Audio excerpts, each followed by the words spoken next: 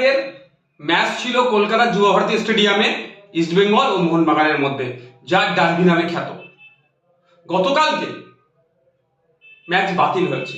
সূত্র মারফত জানতে পেরেছিলাম গ্যালারিতে দুই দলের সমর্থকেরা জাস্টিস ফর আরজিকর টেপোতে ভরিয়ে তুলবে, এটাই হয়তো ভয় পেয়ে বাতিল করা হয়েছে। কিন্তু দুই দলের সমর্থকরা ঘরে বসে থাকেননি, তারা যুবভারতী স্টেডিয়াম চত্বরে জড়ো হতে চেয়েছিলেন জাস্টিস ফর আরজিকর তিলোত্তমার বিচার চাইতে, তার পরিবার যাতে ইনসাফ পায় সেই জন্য। তার সাথে পা মিলিয়েছিলেন ইস্টবেঙ্গল, মোহনবাগানের সাথে মহামারান স্পোর্টিং ক্লাব। তার এই তিন দলের কর্মী সমর্থকরা যখন জড়ো হয়, পুলিশ মেন গেট থেকে 200 মিটারের মধ্যে কাউকে প্রবেশ করার অনুমতি দেয়নি, 200 মিটারের বাইরে দাঁড়িয়ে বাইরে থাকার কথা বলেছে। তিন দলের সমর্থকেরা 200 মিটারের বাইরে থেকে শান্তিপূর্ণ ভাবে তারা প্রোটেস্ট করছিল এবং justice for RG Kar, justice for Tilottama বলছিল।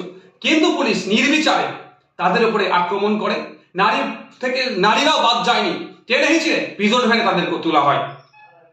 আমাদের প্রশ্ন, যেখানে মুখ্যমন্ত্রী নিজে জাস্টিস ফর তিলোত্তমা বলছেন, খুনিদেরকে দোষীদের শাস্তি চাইছেন, ফাঁসি চাইছেন, এবার ডেডলাইন করে দিচ্ছেন, সেখানে ভিন্ন দলের সমর্থকেরা তারা যারা ভিন্ন মানুষেরা যারা তিলোত্তমার হয়ে আওয়াজ করছে, তাদেরকে পুলিশ দিয়ে এরকম ভাবে দমন পীড়ন করা হচ্ছে কেন?